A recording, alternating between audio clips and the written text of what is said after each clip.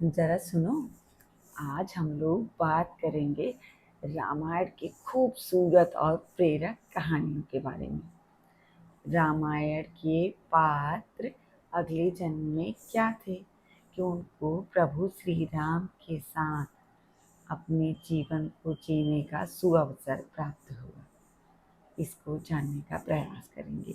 ये कहानियाँ बहुत ही रोचक हैं और बहुत ही प्रेरक हैं और मन को शांत करने वाली हैं, तो प्लीज़ इसको ज़रूर सुनिए। तो सबसे पहले हम लोग जिस पात्र के बारे में बात करेंगे वो है केवट राज। केवट राज कौन थे जिनको प्रभु श्री राम के श्री चरणों को छूने का सुअवसर प्राप्त हुआ? इस बारे में हम लोग जानेंगे। जब राम जी माता सीता और भाई लक्ष्मण के साथ अयोध्या से वनवास प्राप्त होने के बाद जा रहे थे, तो चित्रकूट पहुँचने पर उन्हें जब चित्रकूट नदी को पार करना था तो वो चाहते थे कि कोई नाविक उनको नदी को पार करवा दे, तो कोई नाविक तैयार नहीं हो रहा था। तो वहाँ पे केवट राज थे। उन्होंने केवट राज से आग्रह किया कि आप मुझे नदी पार करवा दीजिए। तो केवट राज कहे कि नहीं नहीं, हम तो आपको नदी बिल्कुल भी पार नहीं करवा सकते, आप मेरे नाव से बिल्कुल दूर रहिए, क्योंकि मेरा ये जो नाव है वही मेरे और मेरे पूरे परिवार की भरण पोषण का काम करता है। इसी से मेरा और मेरा पूरा परिवार खाता है। मैं अपने बच्चों का पूरी जिम्मेदारी, अपने परिवार की पूरी जिम्मेदारी इसी नौका को चला के पूरा करता हूँ। तो अगर आप इस नाव में अपने कदम रखेंगे तो मेरा नाव पता नहीं क्या बन जाए। मैंने आपके बारे में सुन रखा है प्रभु, मुझे माफ़ करिएगा कि आप एक पत्थर को छू दिए थे और वो पत्थर औरत बन गई। तो मुझे बहुत डर लगता है, कहीं आपने छू दिया अगर मेरे नाव को अपने पैरों से, तो ये नाव ही कहीं औरत ना बन जाए, और मैं उस औरत का क्या करूँगा? मेरी घरवाली मुझे रहने देगी घर में? और अगर वो औरत ना बनी तो कुछ और बन जाए? आप तो पता नहीं चमत्कारी हैं, आपके चमत्कार से कुछ भी हो जाता है। तो मुझे माफ़ करिएगा प्रभु, मैं आपको अपने नाव में तो बिल्कुल भी नहीं बैठा सकता, जबकि मैं चाहता हूँ कि आपके श्री चरण मेरे नाव में पड़े, लेकिन डरवश, चिंतावश, भयवश मैं इस कार्य को नहीं कर पा रहा हूँ। तो ऐसा सुन के राम जी और सीता जी मुस्कुराने लगे। तो राम जी सीता जी और लक्ष्मण जी को देखते हुए मंद मंद मुस्कुराए कि कुछ याद आ रहा है, ये केवट कौन है? तो सीता जी और लक्ष्मण जी सोचे कि भाई ये केवट है कौन जो इतना हठ कर रहा है। भगवान उस केवट से अपने पैर को धुलवाए और वो केवट बोला कि हम सबसे पहले तो आपके पैर धोएंगे, जब आपका पैर धोएंगे, आपके पैर को पोंछेंगे, तब हम आपको अपने नाव में बैठाएंगे और उस तरफ ले जाएंगे। तो इतना सुअवसर कि जो जगत को तारता हो, जो सबकी नैया को पार करता हो, उसको केवट नैया पार लगा रहा हो, इतना बड़ा सौभाग्य। उस पे भी ये शर्त कि मैं सबसे पहले आपके पैर धोऊंगा और पैर पोछूंगा, तब मैं आपको ले चलूंगा। तो राम और सीता जी सोची हाँ भाई ये कौन है, मुझे तो कुछ याद नहीं आ रहा। तो राम जी उनको याद दिलाते हैं कि जब सृष्टि की रचना हुई थी, जब सृष्टि का संचालन बस चल ही रहा था, तो उस समय एक केवट जो है वो एक कछुए के रूप में जन्म लिया था, और ये कछुआ भगवान के श्री चरणों में बहुत आस्था रखता था। तो वो सोचता है कि मैं भगवान कि अगर चरण को छू लूँगा तो मेरा तो कल्याण हो जाएगा। इस भाव से वो क्षीर सागर में चलते चलते, एक तो कछुआ और उसकी स्पीड ऐसी, कितना वो यात्रा करते करते भगवान जी के पास गया, तो देखा भगवान जी शेषनाग पे लेटे हुए मंद मंद मुस्कुरा रहे हैं, और माता लक्ष्मी उनके श्री चरणों को बड़े प्यार से, बड़ी निष्ठा से दबा रही हैं, शेषनाग पे सोए हुए हैं। तो भगवान के इस मंत्र मुग्ध कर देने वाले दृश्य को देख के पहले तो एकदम ठिठक के देखता रह गया। अरे भाई, मतलब भगवान नारायण और माता लक्ष्मी के साक्षात उसको दर्शन हो रहे थे। तो उसने सोचा कि चलो आगे चल के मैं माता और प्रभु के श्री चरण को स्पर्श कर लेता हूँ, मेरा तो जीवन धन्य हो जाएगा। इस सोच के साथ वो माता और प्रभु के श्री चरण की तरफ जाता है और माता देखती हैं कि अरे एक कछुआ तो धीरे धीरे चला आ रहा है। उनको लगता है कि अरे एक कछुआ तो प्रभु की नींद में खलक डालेगा। तो वो कछुए को ऐसे हाथ लगा के और कछुए को फिर दूर फेंक देती हैं। कछुआ बहुत दूर चला जाता है। फिर वो सोचता, अरे इतनी मुश्किल से तो मैं प्रभु के चरणों तक पहुंचा था लेकिन पहुंच नहीं पाया। फिर वो धीरे धीरे धीरे धीरे कोशिश करके जाता है। फिर वो सोचता है कि माता देखेंगी तो फिर वो मुझे दूर कर देंगी, तो इस बार मुझे सिर की तरफ जाना चाहिए। पैर की तरफ जाने का विचार वो छोड़ देता है। तब वो शेषनाग की तरफ जाता है। शेषनाग के फन की तरफ जैसे ही जाता है और शेषनाग सोचते हैं, अरे कछुआ ये कैसे भगवान की तरफ आ रहा है। उनको बड़ा क्रोध आता है, वो तो ठहरे शेषनाग। तो वो इतना तेज से फुफकारते हैं कि कछुआ भाई और दूर जाके फेंकाता है। तो वो ऐसे ही कभी कछुआ माता की तरफ जाता है, कभी शेषनाग की तरफ जाता है और दोनों तरफ से उसको भरपूर लठाड़ मिलता है। वो पहुंच नहीं पाता, संघर्ष करता रहता है। भगवान मुस्कुराते हुए तब कछुए को कहते हैं कि मैं तो यहाँ कुछ नहीं कर सकता, क्योंकि यहाँ तो देखिए शेषनाग और माता की आज्ञा चलती है, यहाँ तो मेरी चलेगी नहीं, तो मैं यहाँ आके कोई मदद नहीं कर सकता। लेकिन आपने इतने भाव से इतने प्रेम से ये प्रयास किया तो मैं ये भी जाया नहीं जाने दूंगा। तो अभी नहीं, लेकिन मैं जब त्रेता युग में राम के रूप में जन्म लूंगा उस समय मैं आपके दरवाजे पे खुद चल के आऊंगा और आप जो चाहें मेरे चरण छू लीजिए, आप जो चाहें वो कर लीजिए। तो वही भगवान जो केवट राज को कछुए के रूप में जब थे वो, तो उनको जो वरदान दिए थे वही वर को पूरा करने के लिए प्रभु केवट राज तक जाते हैं और केवट राज उस मौके का पूरा फायदा उठाते हैं और भगवान के चरण को वो खूब प्यार से पखार के पोंछ के श्रद्धा पूर्वक उनकी चरण वंदना करते हैं और उनके श्री चरणों से जो श्री अमृत जल उनको प्राप्त होता है उसको वो पूरे केवट समाज में वितरित करते हैं। इस तरह से एक केवट जो अपने मुक्ति की लालसा से क्षीर सागर में गया था, वो कैसे देखिए पूरे केवट समाज को तार देता है भगवान के श्री चरणों को सब वंदना करके। तो ये है केवट राज की पूर्व जन्म की कहानी। अब रामायण के एक और पात्र मकर ध्वज। मकर ध्वज कौन था? ये प्रभु हनुमान के पुत्र थे। अब हनुमान जी तो बाल ब्रह्मचारी थे, तो उनका पुत्र कैसे हो सकता है? ये भी कथा बहुत रोचक है। तो ये ऐसे हुआ कि जब प्रभु हनुमान जी ने सोने की लंका में आग लगा दिया तो पूरी लंका जलने लगी। और क्योंकि पूंछ से उन्होंने आग लगाया, तो जब उस पूंछ को वो समुद्र में गए कि अब चलते हैं, आग तो हमने लगा दिया, अब ये जो आग लगा है इसको बुझा लेते हैं।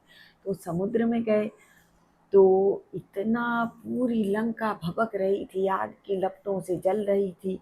तो ऐसे में क्या हुआ, इतना गर्म हो गया था वहाँ का वातावरण कि प्रभु के पूरे शरीर पे एकदम पसीने से लथपथ बूंदें थी। तो प्रभु जब गए तो उनके पसीने की कुछ बूंदें गिरी, उसमें से एक बूंद उस समुद्र में एक मछली के पेट में चला गया। तो वो क्योंकि प्रभु हनुमान के पसीने की बूंदें थी, कोई नॉर्मल तो था नहीं, तो इस वजह से उस मछली के गर्भ में एक वानर रूपी इंसान हो गया। तो अहिरावण के जो सेनापति और सारी सेना थी, वो ऐसे ही एक दिन उस मछली को जाल में पकड़ लेती है। जब उस मछली को काटा जाता है तो उसके पेट से एक वानर रूपी मानव मिलता है। तो उसको अहिरावण के पास ले जाया जाता है। सबको बड़ी जिज्ञासा थी कि अरे एक मछली के पेट में ऐसा जीव। तो अहिरावण जब देखता है कि अरे ये तो बड़ा बलशाली है, तो बड़ा बुद्धिमान है, अरे ये तो देखने में ही एकदम हष्ट पुष्ट, मतलब हनुमान का अंश तो हनुमान जैसा ही होगा। तो वो एकदम प्रभावित हो गए।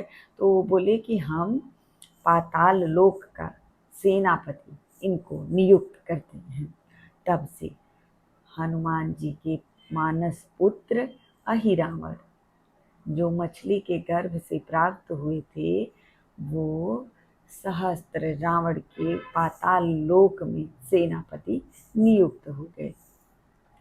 तब से वो पाताल लोक में सेनापति की भूमिका में रहे।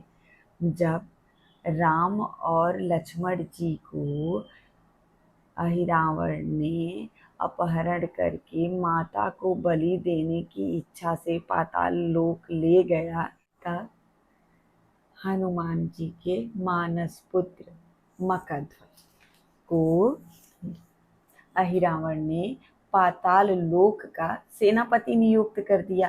तब से अहिरावण के सेनापति के रूप में मकरध्वज जी काम कर रहे थे। जब राम जी और लक्ष्मण जी को अहिरावण अपहरण करके उनको बलि देने की इच्छा से पाताल लोक ले जाता है और देवी की बलि देना चाहता है, तो हनुमान जी जाते हैं और प्रभु को वहाँ से मुक्त करा के लाते हैं। उसी समय उनकी मुलाकात वहाँ के सेनापति और द्वारपाल मकरध्वज से हुई। जब मकरध्वज मिलते हैं भगवान श्री हनुमान से, तो वो बताते हैं कि हनुमान जी उनके पिता हैं और उनको सारी कहानी बताते हैं। तब हनुमान जी उनको सही रास्ते पे चलने के लिए बोलते हैं और बोलते हैं कि गलत का साथ उनको नहीं देना चाहिए। जब हनुमान जी उनको बोलते हैं ऐसा, तब मकरध्वज हनुमान जी के मदद के लिए तैयार हो जाते हैं और वो भगवान की पूरी सहायता करते हैं।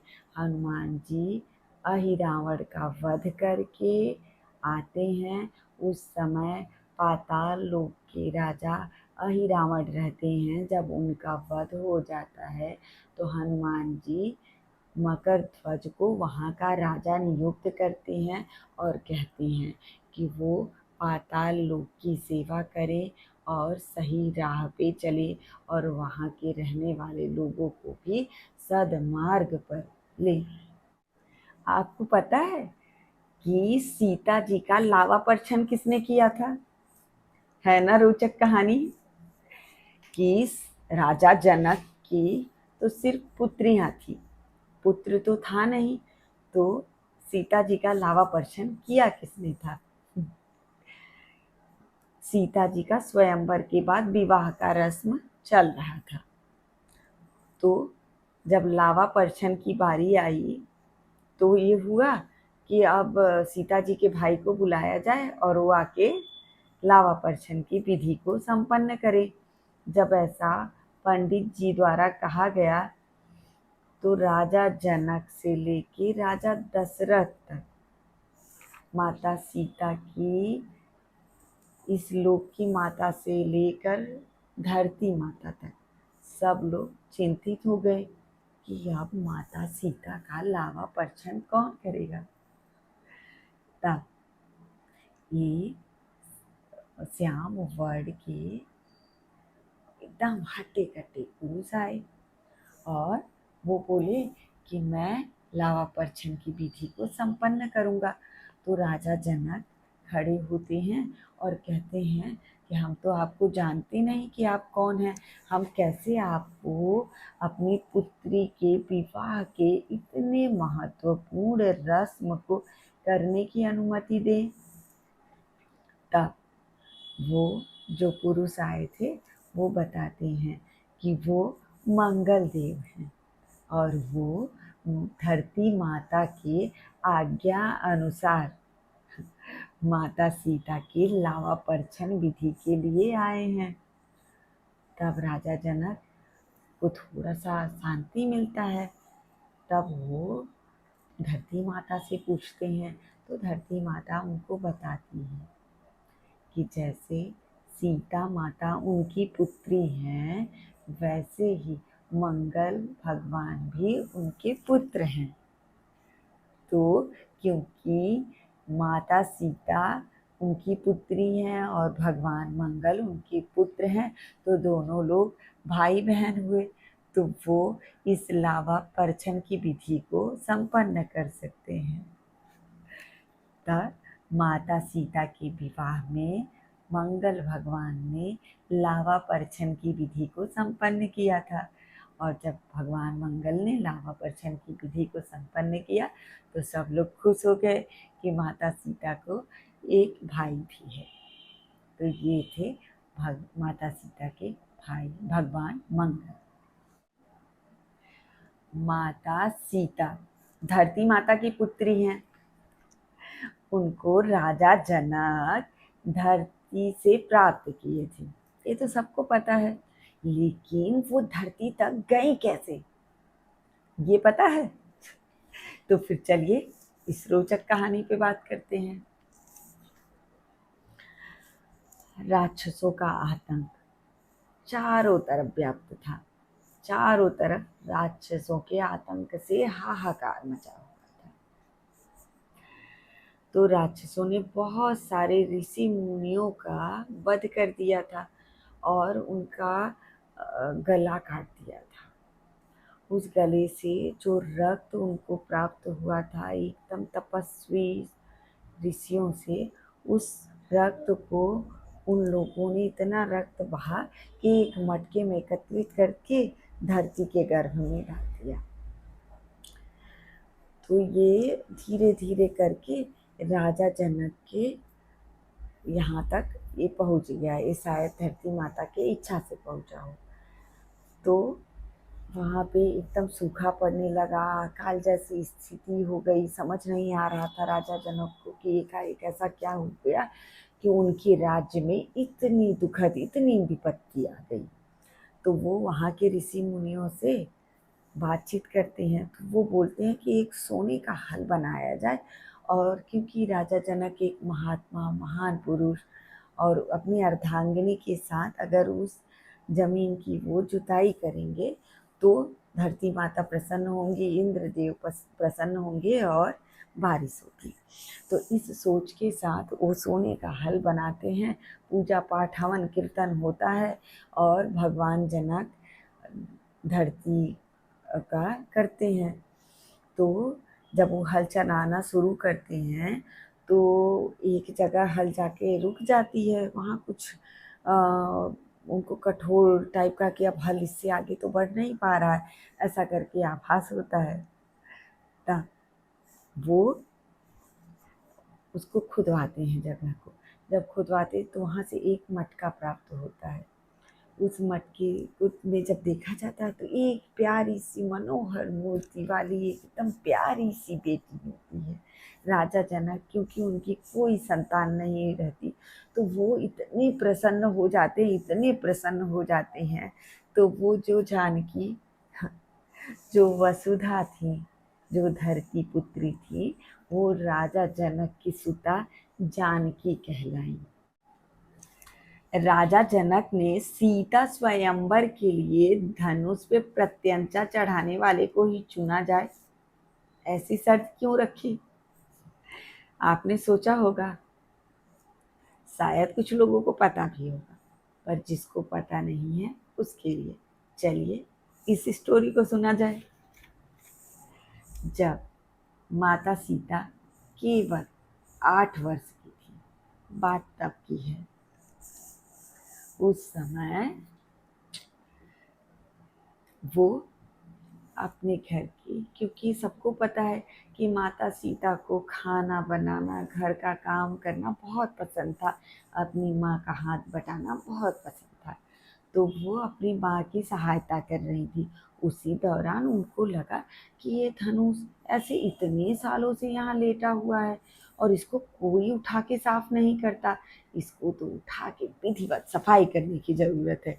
इसी सोच के साथ माता सीता ने उस धनुष को उठाया और एक हाथ से एकदम आसानी से उठा के साइड में खड़ा किया और सारी जगह को साफ करके फिर एक हाथ से उठाया और प्यार से उस धनुष को रख दिया। इस बीच में राजा जनक आ गए और वो इस दृश्य को देखकर एकदम आश्चर्य में पड़ गए कि जिस धनुष को उठाने के लिए दर्जनों लोग लग जाते हैं, उसको एक 8 साल की कोमल सी कन्या उठा के एक हाथ से कैसे खड़ा कर सकती है। तब उनको लगता है कि ये मेरी बेटी कोई साधारण कन्या तो बिल्कुल नहीं है, तो इसको किसी साधारण पुरुष को दे दिए, इसका वरण कोई साधारण पुरुष करे, ये तो बिल्कुल नहीं होना चाहिए। तो उसी समय उन्होंने ये शर्त रख दिया कि जो भी इस शिव धनुष पर प्रत्यंचा चढ़ाएगा उसी से वो सीता का विवाह करेंगे। तब जब सीता विवाह योग्य हो गई तो राजा जनक ने यही शर्त राजाओं के सामने रखी और अपने चारों तरफ महान बलशाली राजाओं को ये निमंत्रण दिया कि मेरी पुत्री सीता अब विवाह योग्य हो गई है और जो भी पुरुष इस शिव धनुष पर प्रत्यंचा चढ़ाएगा मैं अपनी पुत्री को उसी के साथ ब्याहूंगा। तो इस तरह से राजा जनक ने सीता के स्वयंवर के लिए ये शर्त रखी। अब अग्निदेव और माता सीता में क्या कनेक्शन है? बहुत रोचक कहानी है, इसको चलिए सुना जाए। जब राम जी माता सीता को अयोध्या से लेके वनवास के दौरान जाते हैं तो वो अग्निदेव से निवेदन करते हैं कि अग्निदेव प्रकट हो। अग्निदेव आते हैं भगवान की निवेदन को सुनकर और उनके साथ होती है उनकी एक सुंदर सी हूबहू सीता जैसे लगने वाली पुत्री। तो अग्निदेव कहते हैं कि ये मेरी पुत्री हैं, इनको आप ले जाइए और सीता जी को हम लेके जाते हैं। तो अग्निदेव की पुत्री को राम जी वनवास के लिए आगे लेके बढ़ते हैं। जब रावण सीता का अपहरण करने वाले होते हैं उससे पहले, तब लक्ष्मण जी के लक्ष्मण रेखा खींचने के बावजूद सीता जी रावण को ब्राह्मण समझ के दान देती हैं और रावण छल से सीता का अपहरण करके सीता जी को लेके चले जाते हैं।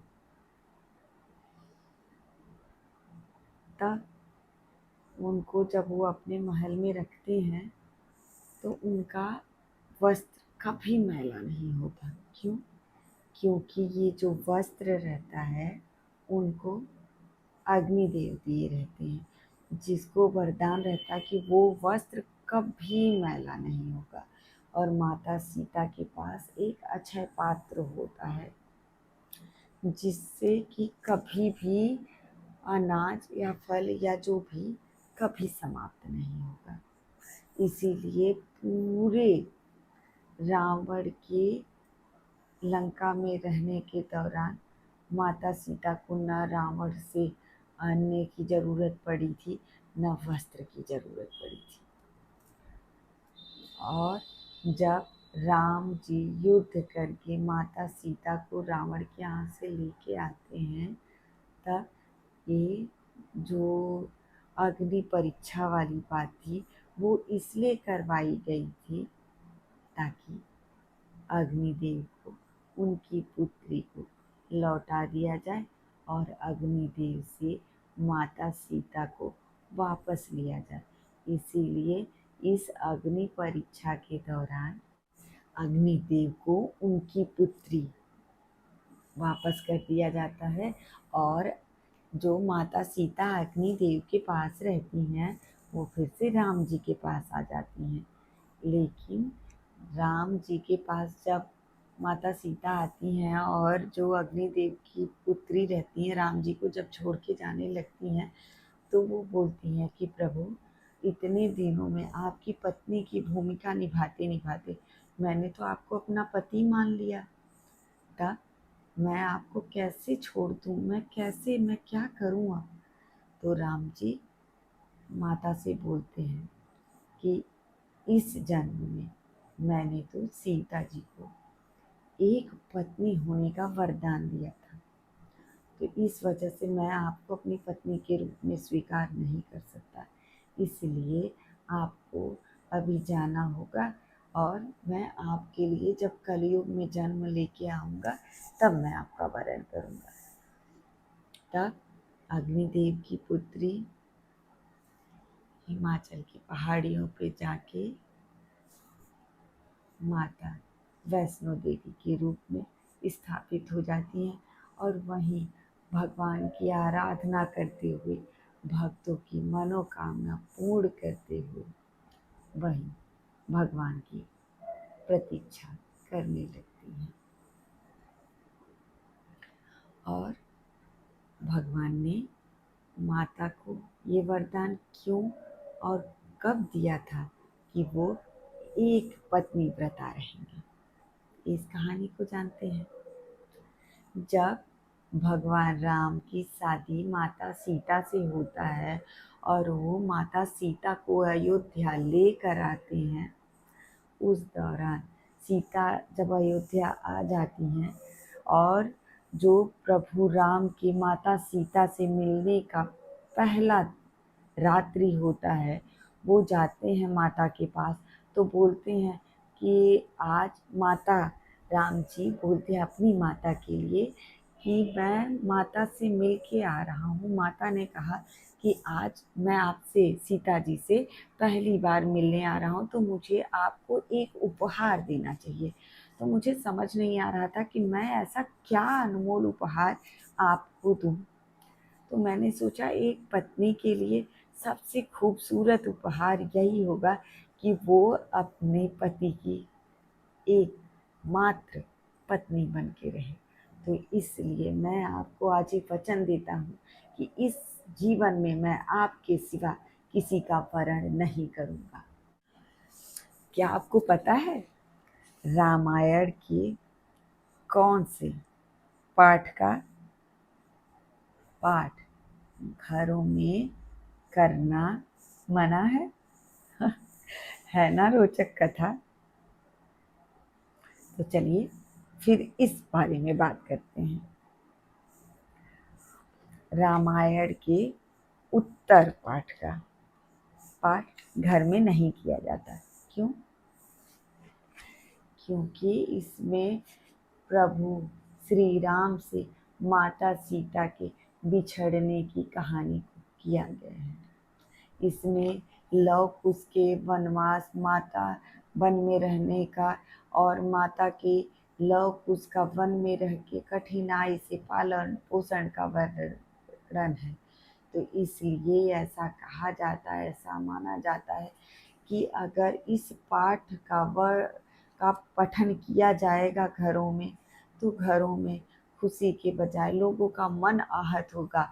माता के इस कथा को, इस तकलीफ को कोई कैसे सुन पाएगा। इसीलिए इस पाठ को करने से घरों में मनाही है।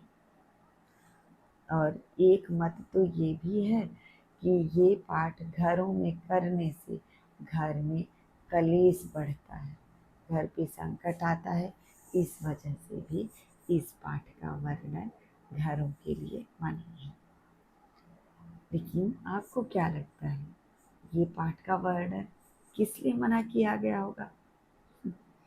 मेरी तो राय यही है कि इसलिए मना किया गया होगा क्योंकि माँ के प्रभु राम जी को छोड़ के जाना, वन में रहना इतने कठिन, उस सुन के कितना कष्ट होता है। रामायण इतना खूबसूरत कहानी में माता के इस कठिनाई को सुनने का साहस शायद किसी में होगा, इसलिए शायद इस पाठ का पठन करना घरों में मना है। क्या आपको पता है सती अनुसुईया कौन थी? ज्यादातर लोगों को पता है कि सती अनुसुईया महान सतीत्व वाली नारी थी। एक ऋषि अत्रि की पत्नी थी और कदर्म प्रजापति और देवहूति की पुत्री थी। इन्हें सती अनुसुईया भी कहा जाता है। इनके 3 पुत्र थे, दत्तात्रेय, दुर्वासा और चंद्रमा। ये तीनों ही ब्रह्मा, विष्णु और महेश के रूप माने जाते हैं। और ये इनकी कहानी क्या है, तो चलिए शुरू करते हैं। माता सती अनुसुईया अपने कुटिया में वास करती थी। उनके पति ऋषि अत्रि तपस्या के लिए गए थे और माता बड़े भावपूर्वक प्रार्थना करती थी, पूजा करती थी। उनकी ख्याति इतनी विख्यात हो गई थी कि एक सती ऐसी है जो सारे सतियों के भारी है। ये बात जब त्रिदेवी तक पहुंची, त्रिदेवी यानी माता लक्ष्मी, माता पार्वती और माता सरस्वती, तो वो पहुंची भगवान के पास और बोली कि भाई माता अनुसुईया का इतना नाम क्यों है? सती तो हम भी हैं, तो अनुसुईया का नाम क्यों है? उनसे बड़े सती तो हम हैं। तो भगवान बोलते हैं नहीं, आपसे बड़ी सती माता अनुसुईया है। तो माता को लगा कि उनसे बड़ा कोई कैसे हो सकता है। तो वो बोली कि नहीं, आप साबित करिए, आपके ऐसा कहने से तो हम बिल्कुल नहीं मानेंगे इस बात को। तो माता अनुसुईया की परीक्षा लेने के लिए ब्रह्मा, विष्णु, महेश ऋषि का रूप लेके माता अनुसुईया के आश्रम में पहुंच जाते हैं और वो वहां पहुंचकर माता से भिक्षा का आग्रह करते हैं। माता आती हैं और अपने दरवाजे पे ऋषियों को देख के बहुत खुश होती हैं और वो पूछती हैं कि हम आपकी कैसे मदद करें। वो बोलते हैं कि हम बहुत भूखे हैं, हमको भोजन करवाइए। माता बोलती है ठीक है, आप विराजिए, हम आपको भोजन करवाते हैं। लेकिन ऋषि तो आए थे माता की परीक्षा लेने। तो वो माता से कहते हैं कि ऐसे तो हम भोजन नहीं करेंगे, हमारी एक विशेष शर्त है। तो माता बोलती है क्या? तो त्रिदेव जो 3 ब्राह्मण के रूप में आए रहते हैं वो बोलते हैं कि आप मुझे निर्वस्त्र होके अपने हाथों से अगर भोजन करवाएंगी तभी हम संतुष्ट होंगे। माता एकदम धर्म संकट में पड़ जाती हैं। ये ब्राह्मण क्या करें, इनको घर से हम ऐसे ही लौटा दें? ऋषि को लगता है कि आप देखते हैं माता क्या करती हैं। तो ऋषि बोलते हैं कि आप तो दुविधा में पड़ गई देवी, लगता है आप हमारी इच्छा को पूर्ण नहीं कर पाएंगी। तो माता सोचती हैं और वो कहती हैं नहीं नहीं ऋषिवर, आपको हम खाली हाथ तो नहीं जाने देंगे। तो फिर वो अपने मन में संकल्प लेती हैं कि अगर मेरे अंदर सतीत्व है, मैंने अपने पति को भगवान जान के पूरी निष्ठा से, भक्ति से उनकी सारी आज्ञा का पालन किया हो, मेरे अंदर के सतीत्व में इतनी ताकत है, तो ये ऋषि बालक रूप में आ जाएं। माता अनुसुईया के ऐसा कहते ही ब्रह्मा, विष्णु, महेश तीनों देवता 6 महीने के शिशु के रूप में माता के आंगन में आ जाते हैं। माता उनको देख के, उनकी प्यारी मनमोहक रूप को देख के एकदम मोहित हो जाती हैं और वो मातृ रूप में उनको भोजन करवाती हैं, स्तनपान करवाती हैं। और वो ये जो त्रिदेव होते हैं उनके बाल्यावस्था को एंजॉय करने लगती हैं। बच्चे भी माता का इतना प्यार पाके उन्हीं के कुटिया में खेलने लगते हैं। अब माता उनको प्यार दुलार से पालने लगती हैं। यहाँ त्रिदेवी भगवान की प्रतीक्षा करती रहती हैं। इतना टाइम हो गया और भगवान अभी तक आए नहीं। तो वो आती हैं माता अनुसुईया के आश्रम में और देखती हैं कि यहाँ तो पूरे सृष्टि का संचालन करने वाले, पालन करने वाले, संहार करने वाले, सृजन करने वाले कैसे माता के गोदी में बैठ के खा रहे हैं, माता के साथ खेल रहे हैं, माता उनको नहला रही हैं, दुलार रही हैं, प्यार कर रही हैं। ये देख के तीनों देवियों के तो होश उड़ गए कि अरे उनके प्रभु तो कैसे यहाँ बालक बन के माता के आंगन में खेल रहे हैं। अब वो क्या करे, वो बिल्कुल चिंतित हो गई और वो चिंतित हो गई तो वो माता से विनती करने लगी कि माता, हम मान गए कि आपकी सतीत्व किसी से तुलना के योग्य नहीं है, आप महान सती हैं। तो माता, आप ये भी ध्यान रखिए कि ये जो आपके आंगन में 3 बालक खेल रहे हैं, ये तो धरती का सृजन करने वाले, संचालन करने वाले और पालन करने वाले हैं। तो आप अगर इनको इस तरह से अपने आंगन में अपने शिशु के रूप में रखेंगी तब तो धरती का संचालन कैसे होगा। और सारे देवता आ गए, माता से अनुनय विनय करने लगे कि माता, इनको पुत्र रूप से बड़ा करिए। माता अनुसुईया बहुत दुखी हुई क्योंकि वो तो उनको अपना पुत्र मान के माँ की तरह उनकी सेवा कर रही थी। तब माता अनुसुईया ने सारे देवताओं और माता का अनुग्रह स्वीकार करते हुए 3 देवताओं को उनके मूल रूप में बड़ा कर दिया। लेकिन वो बहुत दुखी थी। उनके इस दुख को देख के तीनों देवता माता अनुसुईया को आशीर्वाद देते हैं कि माता, हम तो जा रहे हैं आपके आंगन से क्योंकि हमको तो अपनी जिम्मेदारियों को पूरा करना है, लेकिन आप बिल्कुल निराश मत होइए। आप को हम तीनों लोग एक रूप में मिलके आपके पुत्र के रूप में आपके आंगन में खेलेंगे। और ऐसे कह के त्रिदेव एक रूप हो गए और माता अनुसुईया के पुत्र के रूप में जानने लगा। माता अनुसुईया का मंदिर उत्तराखंड के चमोली जिले में स्थित है। ये बहुत ही दुर्गम और मनोहर रास्ता है। यहाँ जाने के लिए बहुत चढ़ाई करना पड़ता है, लेकिन इस रास्ते की खूबसूरती इतनी मनमोहक है कि वहाँ चढ़ते चढ़ते कब आप माता के आश्रम तक पहुँच जाएंगे आपको पता भी नहीं चलेगा। और माता अनुसुईया के आश्रम में पहुँचकर बहुत ही मनोहर और मन को शांत करने वाला दृश्य आपको देखने को मिलेगा। माता अनुसुईया के मंदिर आश्रम में पहुंचकर सबसे पहले आपको प्रभु गणेश की मूर्ति के दर्शन होंगे, जिसके बारे में कहा जाता है कि वो स्वयं वहाँ आए हैं, उसे किसी इंसान ने नहीं रखा है। और वहाँ प्रभु गणेश के इस रूप को देख के लगेगा कि प्रभु कैसे यहाँ शांति से, प्रेम से विराजमान है।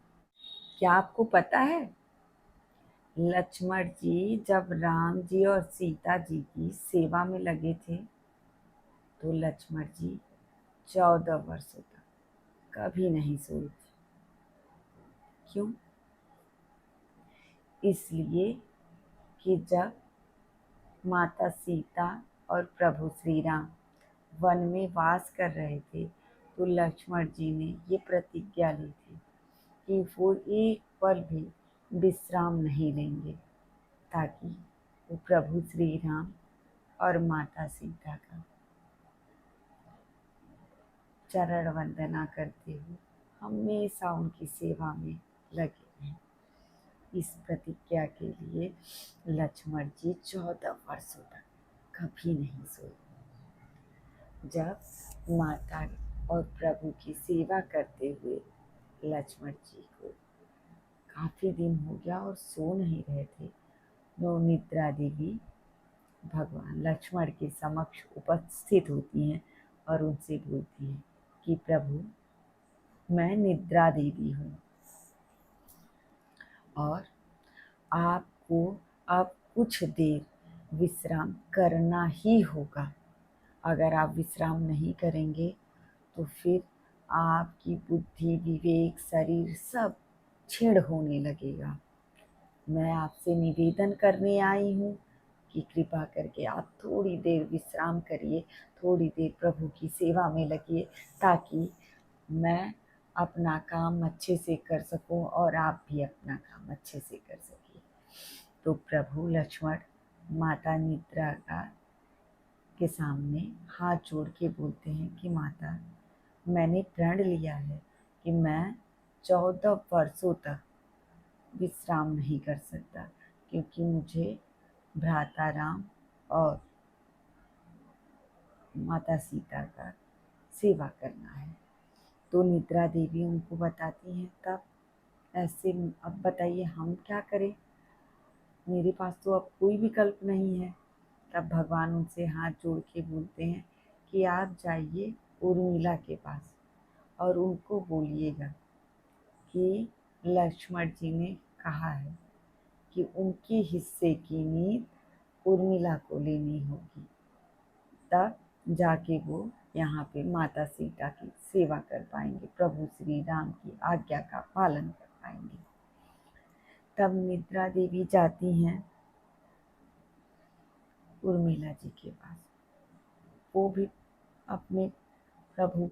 तब निद्रा देवी जाती हैं उर्मिला जी के पास और उनको बताती हैं कि उनको यहाँ लक्ष्मण जी ने भेजा है, और वो क्योंकि 14 वर्षों तक न सोने की प्रतिज्ञा लिए हैं, इसलिए उर्मिला जी को लक्ष्मण की जगह पे सोना पड़ेगा। तो उर्मिला जी बोलती हैं कि मैं तो खुद ही नहीं सो पा रही हूँ, जब से लक्ष्मण जी गए हैं, तो मैं उनकी जगह पे कैसे सो सकती हूँ। तब निद्रा देवी उनको बताती हैं कि अगर वो ऐसा नहीं करती हैं तो लक्ष्मण जी की शारीरिक मानसिक स्थिति खराब होती चली जाएगी। तब उर्मिला को समझ में आता है कि अब उनके पास कोई दूसरा विकल्प नहीं है, इसलिए वो निद्रा देवी की बात को तुरंत ही मानने के लिए तैयार हो जाती हैं और वो बोलती हैं कि माता, आप मेरे पति के हिस्से की नींद मुझको प्रदान करिए। और उर्मिला जी लक्ष्मण जी के वन में रहने के 14 वर्षों तक अपने लिए सोती रहीं और लक्ष्मण जी के लिए सोती रहीं। इस प्रकार 14 वर्ष तक लक्ष्मण जी जागते हुए बिता दिए और उर्मिला जी अपने पति की आज्ञा मान के उनके सहयोग के लिए 14 वर्षों तक सोते हुए बिता दी। जब उर्मिला जी यहाँ 14 वर्षों तक सोती रही, तब जाके लक्ष्मण जी वहाँ वन में माता सीता और प्रभु श्री राम की सेवा में लगे रहे और उन्होंने इतने भाव से सेवा किया कि सेवा की परिभाषा बदल दी। लेकिन सबको पता है कि लक्ष्मण जी ने प्रभु राम की सेवा में 14 वर्ष तक निद्रा तक को त्याग दिया, पर बहुत कम लोगों को पता है कि इन 14 वर्षों तक पति के वियोग को सहते हुए, पति की याद में जलते हुए उर्मिला जी ने एक बार भी न अपने स्वास्थ्य के बारे में सोचा, न कुछ सोचा। बस उन्होंने पति के स्वास्थ्य के बारे में, उनके सेवा भाव के बारे में, उनकी आज्ञा को मानकर 14 वर्ष सोते सोते निकाल दिए। क्या आपको पता है कि रावण की लंका कैसे जली थी? बहुत रोचक कहानी है। चलिए शुरू करते हैं। जब हनुमान जी माता सीता की तलाश में लंका में अपना चरण रखते हैं, तो वो चारों तरफ घूमते हैं कि यहाँ उनकी कौन मदद कर सकता है। ऐसे जाते जाते जाते ही उनको एक जगह दिखाई देता है जो पूरी तरह से लोहे से बना रहता है, उसमें एक झरोखा भी नहीं रहता। हनुमान जी को बड़ी जिज्ञासा होती है कि लोहे से चारों तरफ से बना हुआ बॉक्स नुमा घर है क्या। तब वो उसके अंदर जाते हैं और वहाँ जाके वो देखते हैं कि वहाँ रावण ने नवग्रह कैद कर रखा था। और इधर नवग्रह इतने वर्षों बाद अपने समक्ष किसी को देख के इतना खुश होते हैं कि शायद आज उनको मुक्ति मिल जाए। तो नवग्रह भगवान की वंदना करते हैं और बोलते हैं कि प्रभु हमको यहाँ इस कैद से ले चलिए, हमको इस कैद से मुक्त करिए। तो हनुमान जी उनको उस कैद से, रावण की कैद से मुक्त करते हैं और शनि देव से वो कहते हैं कि प्रभु आप एक नज़र अगर आप इस लंका पे डाल देंगे तो ये लंका तो भस्म हो जाएगी। तो बस यहाँ चलते चलते बस एक मेरा इतना सा काम कर दीजिए कि अपनी एक नज़र इस लंका पे डाल दीजिए। और इस तरह से शनि जी के एक नज़र पड़ने से पूरी लंका भस्म हो गई, राख हो गई। और इन नवग्रह को हनुमान जी लाके श्रीलंका से, मतलब उस टाइम तो लंका था लेकिन अभी के श्रीलंका से लाके विंध्याचल पर्वत पे छोड़ते हैं। इसीलिए वहाँ शनि देव की बहुत पूजा होती है और शनि देव जी हनुमान जी से ये प्रॉमिस करते हैं कि जो भी आपके चरणों की वंदना करेगा हम उसको कभी भी तकलीफ नहीं देंगे, उस पे मेरी कभी बुरी दृष्टि नहीं होगी, कभी कुपित दृष्टि नहीं होगी। और इसी तरह से सारे ही ग्रह हनुमान जी को कहते हैं कि प्रभु क्योंकि आपने हमें मुक्त कराया है तो जो भी आपकी पूजा वंदना करेगा हम सभी ग्रह उसको हमेशा सुफल देंगे, दुख कभी नहीं देंगे। रामायण में सबसे ज़्यादा दुख किस पात्र का महसूस होता है? अगर इस बात की चर्चा की जाए तो सबसे ज़्यादा दुख तो माता सीता के वन गमन से होता है। और उससे भी बड़ा दुख माता के प्रभु से त्यागे जाने के बाद अकेले वन गमन से होता है। और उससे भी ज़्यादा दुख माता के प्रभु दोबारा मिलने पे फिर से उनसे परीक्षा लिए जाने की बात पे होता है। इस तरह से अगर देखा जाए तो माता सीता के पात्र को पढ़ते हुए हृदय छलनी सा हो जाता है, आंखें भर आती हैं, जबान बोझिल हो जाता है। लेकिन एक और महिला पात्र जिसका दुख आपको आहत कर देगा वो कौन है? वो है अहिल्याबाई। अहिल्या क्यों? क्योंकि अहिल्या की तो कोई गलती भी नहीं थी ना। अहिल्या को तो दूसरे की गलती की सजा मिली थी,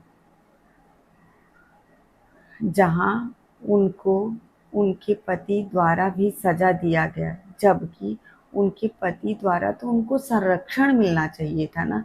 दूसरे ने छल किया और सजा अहिल्याबाई को पत्थर के रूप में मिला। और फिर जिसने अहिल्या को श्राप दिया था उसको क्या सजा मिली? जिसने अहिल्या को कलंकित किया था उसको क्या सजा मिली? कुछ नहीं ना, बस अहिल्या को पत्थर होने की सजा मिल गई। और फिर पत्थर होने से स्त्री होने की। वो जो स्त्री अपने पति के श्राप से पत्थर बनी हो, वो राम के श्री चरणों से अगर औरत बन भी जाए तो क्या उसका हृदय फिर से मोम बन पाएगा कि हृदय पत्थर बन जाएगा? ऐसे ही एक महिला पात्र उर्मिला, उनको किस चीज की सजा मिली? माता सीता तो प्रभु के साथ वन गमन के लिए तैयार हो गई, लेकिन उर्मिला अगर वन गमन चली जाती तो क्या लक्ष्मण जी माता सीता और प्रभु राम की सेवा इस निष्ठा भाव से कर पाते?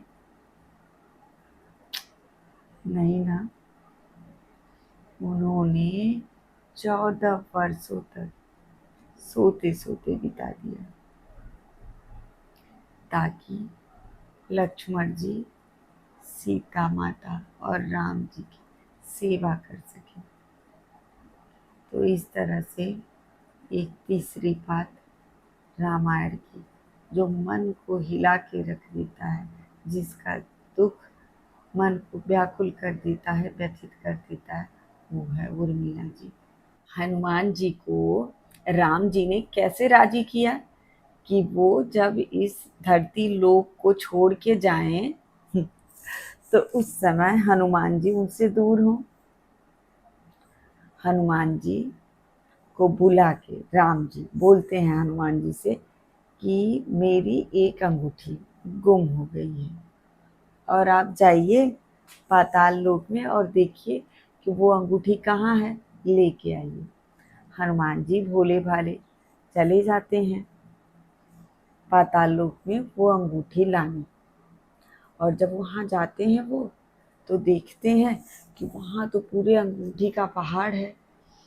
तो वहाँ पहुँच के तब उनको समझ में आता है कि राम जी ने उनको बस अपने से अलग करने के लिए ये अंगूठी ढूंढने का छल किया है। तो हनुमान जी को बहुत दुख होता है कि इसके पीछे तो कोई बड़ी बात होगी। हनुमान जी दौड़ के जाते हैं, बहुत हवा के गति से उनको जाने का वरदान प्राप्त था। वो जाते हैं और वहाँ जाके देखते हैं कि भगवान जल समाधि ले रहे हैं। हनुमान जी एकदम भावुक होकर प्रभु श्री राम से बोलते हैं कि प्रभु मैं भी आपके साथ जल समाधि लूँगा।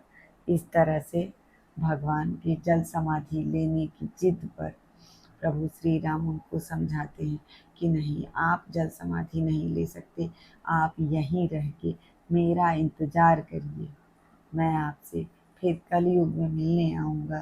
तब तक आप यहाँ पे रह के लोगों के दुखों को, संकटों को हरिए और संकट रूप मोचन रूप में यहाँ पे विराजमान रहिए।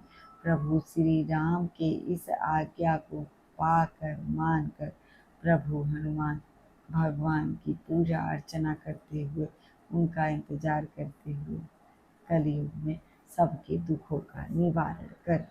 क्या आपको ये बात पता है कि मेघनाथ को ब्रह्मा का वरदान प्राप्त था कि उसको प्रभु श्री राम नहीं मार सकते? उसे प्रभु श्री राम क्या, उसे तो ब्रह्मा विष्णु महेश तक नहीं मार सकते। तो ऐसा क्या वरदान था? ये वरदान था मेघनाथ को स्वयं ब्रह्मा से कि मेघनाथ को वही मार सकता है जिसने 14 वर्षों तक किसी भी स्त्री को न स्पर्श किया हो, न चेहरा देखा हो और न वो किसी स्त्री के साथ रहा हो। 14 वर्षों तक स्त्री को, चाहे अपनी हो, पर स्त्री हो, घर की बहन बेटी, किसी भी रूप में जिसने स्त्री को न देखा हो वही मार सकता है मेघनाथ को। इस वजह से प्रभु श्री राम भी मेघनाथ को नहीं मार सकते थे। तो फिर मेघनाथ को मारेगा? तो इसलिए रावण को लगता था कि मेघनाथ को तो कोई मार ही नहीं सकता, वो तो अजर और अमर है। लेकिन लक्ष्मण जी 14 वर्षों तक उन्होंने किसी भी स्त्री को न तो देखा था, न तो वो किसी स्त्री को छुए थे। और ब्रह्मा जी के वरदान में ये भी सम्मिलित था कि जो 14 वर्षों तक सोया तक न हो वही मार सकता है मेघनाथ। तो एक पूरे रामायण में एक पात्र ऐसे थे जो 14 वर्षों तक सोए नहीं थे, वो थे लक्ष्मण जी। इसी वजह से मेघनाथ का वध लक्ष्मण जी के हाथों हुआ, जो रावण को एकदम चौंका देने वाला बात था। 14 वर्षों तक सीता माता और राम जी की सेवा करते हुए लक्ष्मण जी ने केवल सीता माता के चरणों को ही देखा था। इसीलिए वो मेघनाथ का वध कर पाए, जबकि मेघनाथ को ब्रह्मा जी का वरदान था और वो बहुत महान योद्धा था। उसके पास ब्रह्मा जी द्वारा दिए गए अचूक हथियार थे। इसके बावजूद भी लक्ष्मण जी मेघनाथ का वध करने में सफल हुए। तो इस वजह से राम जी मेघनाथ को नहीं मार सकते थे। क्या आपको पता है कि जब राम जी ने रावण का वध करने के लिए रावण की नाभि में मार दिया था तीर, जब रावण की अंतिम सांसें चल रही थी, तो राम जी लक्ष्मण के पास जाते हैं और उनसे बोलते हैं कि तुम जाओ और रावण से अंतिम ज्ञान प्राप्त करो। लक्ष्मण एकदम चौंक गए कि कोई अपने शत्रु से ज्ञान प्राप्त करने के लिए कैसे बोल सकता है। तो प्रभु से हाथ जोड़ के बोलते हैं कि प्रभु, आप रावण के पास मुझे क्यों भेज रहे हैं? रावण से मुझे कौन सा ज्ञान प्राप्त होगा? तब राम जी बोलते हैं कि रावण महाज्ञानी है, ये युद्ध तो धर्म का युद्ध था, लेकिन तुम रावण के पास जाओ और रावण से ज्ञान अर्जित करो। तब लक्ष्मण जी रावण के पास जाते हैं और रावण से बोलते हैं कि आप मुझे अंतिम ज्ञान प्रदान करिए। तो रावण जी मुस्कुराते हुए इस पीड़ा में भी लक्ष्मण से बोलते हैं कि मेरी आवाज़ अब इतनी तेज नहीं रह गई कि मैं बहुत तेज आवाज़ में आपको कुछ बोल पाऊँ। तो आवाज़ सुनने के लिए आपके कान को मेरे मुख के समीप आपको लाना होगा। तब लक्ष्मण जी रावण के मुख के पास अपने कान को ले जाते हैं। तब रावण उनसे कहता है कि आप पूरे जीवन मेरे 3 बातों को याद रखिएगा। पहली बात कि जब भी अच्छा वक्त शुभ समय चल रहा हो तो जो भी काम है उसको कभी भी पेंडिंग मत छोड़िए, उसको कर डालिए, उसको कल पे मत डालिएगा, क्योंकि वक्त बदल जाता है। दूसरी बात, अपने शत्रु को कभी भी छोटा मत समझिए।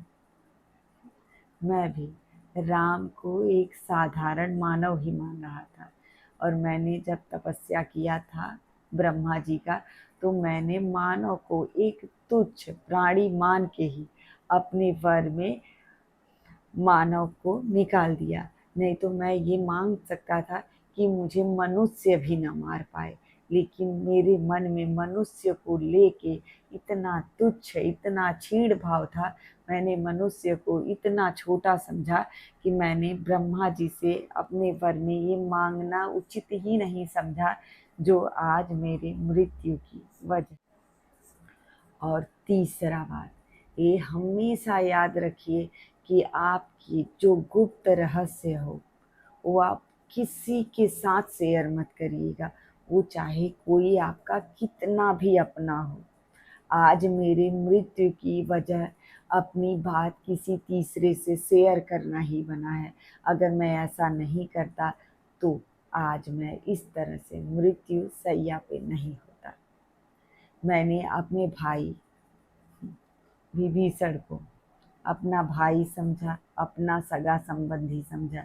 इसीलिए मैंने अपने प्राणों के रहस्य को अपने भाई से साझा किया, और मेरे प्राणों के रहस्य को मेरा भाई ही स्वयं जाके राम जी को बता दिया, जो मेरे मृत्यु की वजह बनी। तो इस तरह से आप कभी भी अपने रहस्यों को किसी के साथ साझा मत करिए। तो ये 3 बातें हमेशा याद रखिए। पहला, जब भी अच्छा वक्त चल रहा हो तो जो भी हो उसको कर डालिए। दूसरा, अपने शत्रु को कभी छोटा मत समझिए। तीसरा, अपने गुप्त रहस्यों को, अपने प्लानिंग को कभी भी किसी के साथ शेयर मत करिएगा। तो ये गुप्त रहस्य रावण ने लक्ष्मण जी को बताए थे। इसीलिए ये हर इंसान को पूरा करना चाहिए। और कभी भी घमंड मत करिएगा, चीज़ें जल्दी बदल जाती हैं। जो रावण अपने शक्ति, अपने बल के लिए जाना जाता था, आज वो कैसे मृत्यु को प्राप्त हो रहा था, तो चीज़ें ऐसे ही बदल जाती हैं। जिस रावण के लिए कहा जाता था कि 7 लख पूत 1.25 लाख नाती, ते रावण घर दिया न बाती। जिस रावण को अपने 7 लाख पुत्रों का गर्व था, जिस रावण को अपने 1.25 लाख नाती पोतों का गर्व था, आज देखिए नियति ने कैसा दुर्भाग्य बना दिया है कि उस रावण का समूल वंश उसके आंखों के सामने नष्ट हो गया और वो कुछ भी नहीं कर पाया। तो इस तरह से नियति कब बदल जाए ये कोई नहीं जानता। तो अगर आपका अच्छा वक्त चल रहा है तो प्रभु का शुक्रगुजार होइए, उनको धन्यवाद कहिए। और बुरा वक्त चल रहा है तो प्रभु का स्मरण करिए और इसी तरह से आनंद से जीवन जिए।